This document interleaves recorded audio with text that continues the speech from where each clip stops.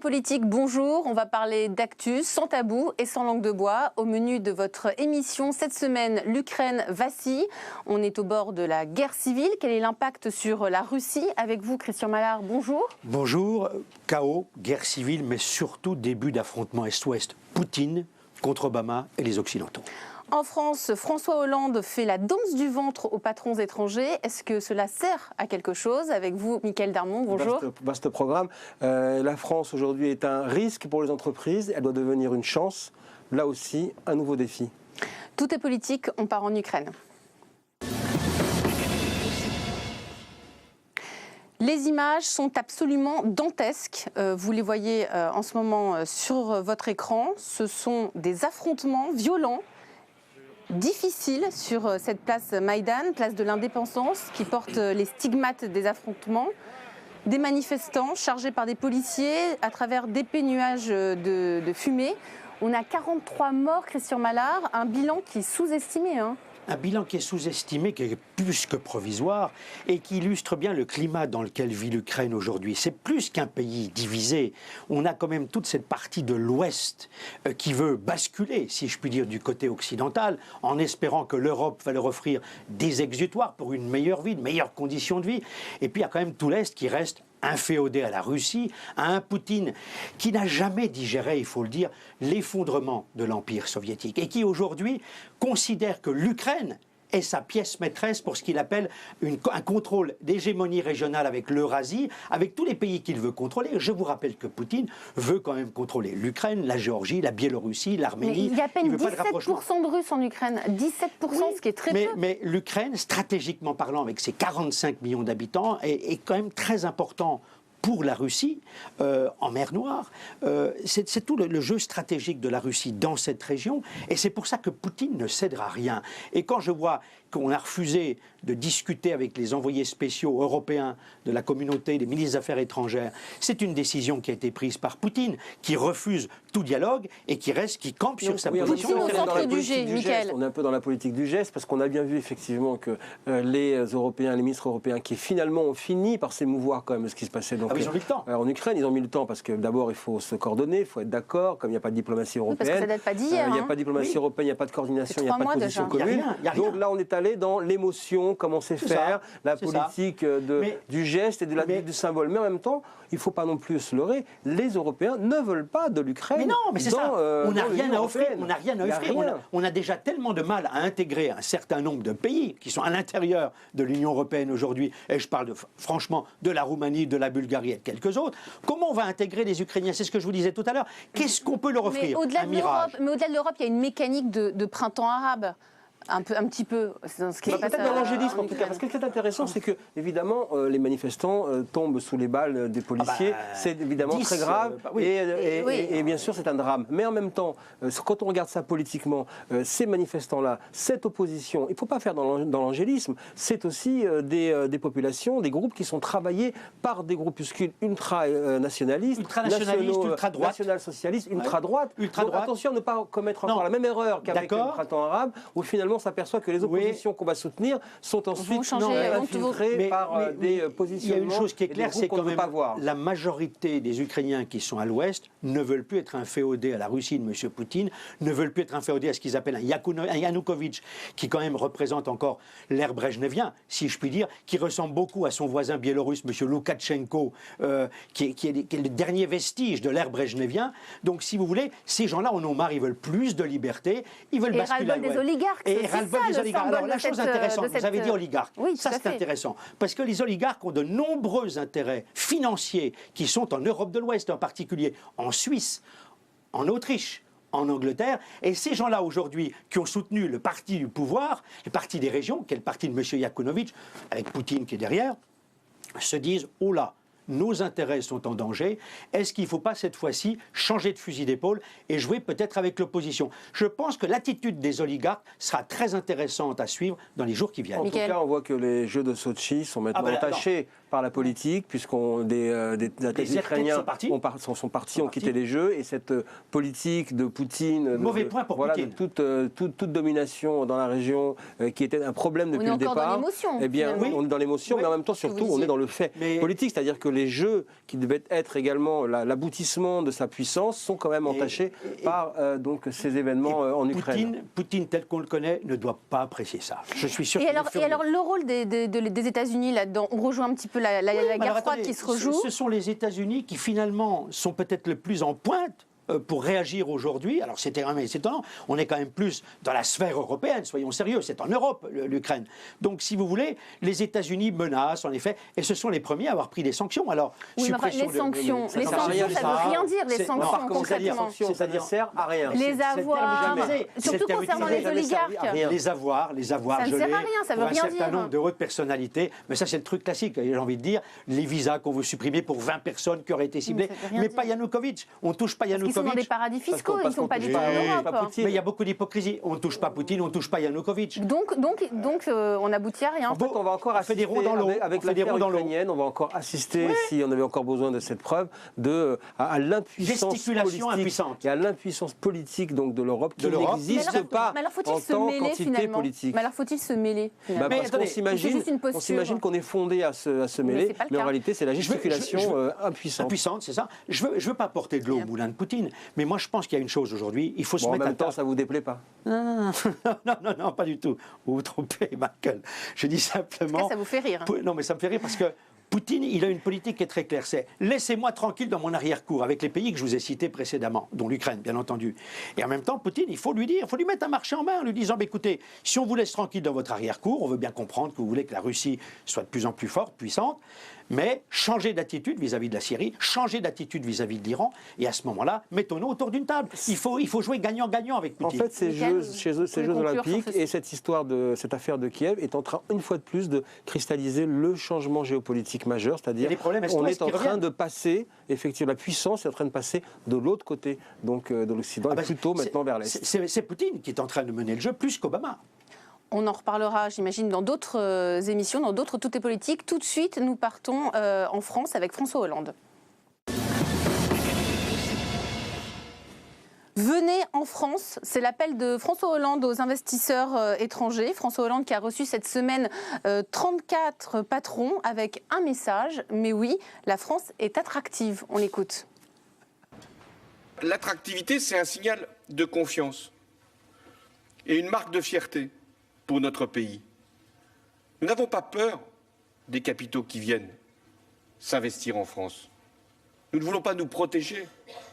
Nous n'avons pas une conception qui serait étriquée de notre intérêt national. Michael, ça sert à quelque chose d'inviter des patrons étrangers?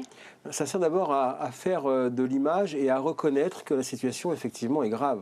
Parce que, au fond, ce que l'Élysée, pendant toute cette opération, ces 2 jours de grand storytelling sur l'attractivité... Donc encore de la com, c'est ce que vous nous dites. Ce que l'Élysée, en tout cas, a oublié d'expliquer, c'est que tout est parti quand même d'une alerte, d'une lettre envoyée par 50 patrons français de filiales donc, de multinationales installées en France, dans les Échos, en décembre 2013, qui disait « Nos maisons mères refusent de créer de nouvelles filiales en France parce que la fiscalité, parce que la stabilité juridique, parce que c'est beaucoup trop compliqué, parce que les contrôles, parce que l'administration, parce que c'est un pays administré, parce que c'est impossible. » Et donc là, c'est un aveu. C'est aussi un aveu que font en France, tout doit se faire autour du président de la République, parce que sinon on n'y arrive pas. Donc on est dans l'omniprésidence. On est dans une reconnaissance d'un problème d'attractivité économique et du fait que ça a au moins le mérite d'exister. C'est-à-dire que cette réunion a eu au moins le mérite d'exister. Mais il y a des résultats, ça aboutit à quelque chose? Non, qu'est-ce qu'il a annoncé? Qu'est-ce qu'il a annoncé, François Hollande? Il a annoncé que les visas, alors avant, aujourd'hui, quand vous êtes un homme d'affaires étranger, vous avez 3 semaines pour attendre un visa français. Et là, ce sera 3 jours. Là, ce sera 48 heures. À Londres, c'est 24 heures. C'est bouleversant comme annonce, alors qu'en réalité, ce qu'il faut, c'est alléger le code de la fiscalité, alléger le code du travail. On est payé avec 75% de taxes. Comment voulez-vous que les gens viennent investir dans ce pays quand on est 75%? On a l'impression qu'il fait un peu copain avec le MEDEF, là, avec Gattaz. Mais non, c'est là aussi, on est dans le jeu de dupe. On est dans le jeu de dupe. Vous avez Pierre Gattaz, le patron du MEDEF, qui avait vendu la formule baisse des charges contre donc 1000 emplois. Un, aujourd'hui, est prisonnier parce que ça veut dire qu'on lui demande des contreparties. On est impossible de dire des contreparties, de donner quelles contreparties. On ne peut pas décider de la reprise de la croissance et de la reprise donc, des hausses de salaire, autre chose. Donc ça, c'est vraiment le problème. Et on voit bien qu'en réalité, tout ça se fait dans l'improvisation la plus totale et qu'il n'y a pas de il n'y a pas de vision, il n'y a pas de stratégie. Il y a de stratégie. Il y a vraiment un problème de DRH. Vous avez le Point la semaine dernière a titré les sous-doués au pouvoir.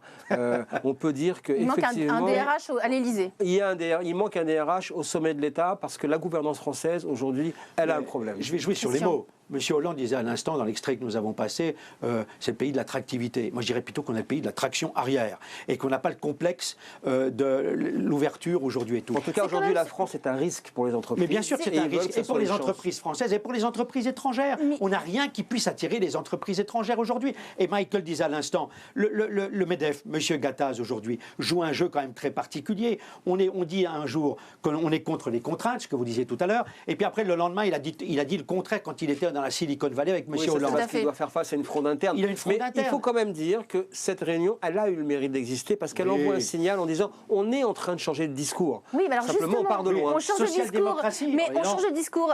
C'est quand même surprenant. François Hollande, c'est un président socialiste. Nicolas Sarkozy aurait pu faire une réunion pareille.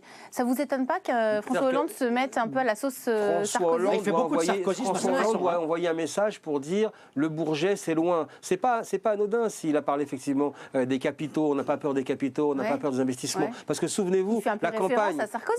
D'abord, il fait référence à sa propre campagne. Souvenez-vous, au Bourget, l'ennemi de la finance, c'est notre combat, c'est ce qu'il faut combattre. Aujourd'hui, c'est ce qu'il faut attirer. Donc on voit bien que là, il est obligé de faire ce virage social-démocrate. Parce que, oui, mais quel virage social-démocrate? Qu'est-ce qui s'est passé depuis la conférence du 14 janvier? À la question, pourquoi fait-il ça? Tout simplement parce qu'il est obnubilé, et d'ailleurs a raison, par les résultats du chômage. Tant que les résultats du chômage ne bougeront pas, c'est-à-dire que la croissance ne partira pas, et il est persuadé que rien ne lui sera pardonné et que rien ne sera possible. Rien d'autre ne l'intéresse que l'économie. Est-ce que vous ne croyez pas, Michael, que M. Hollande a une vision plus qu'étriquée aujourd'hui de l'économie mondiale?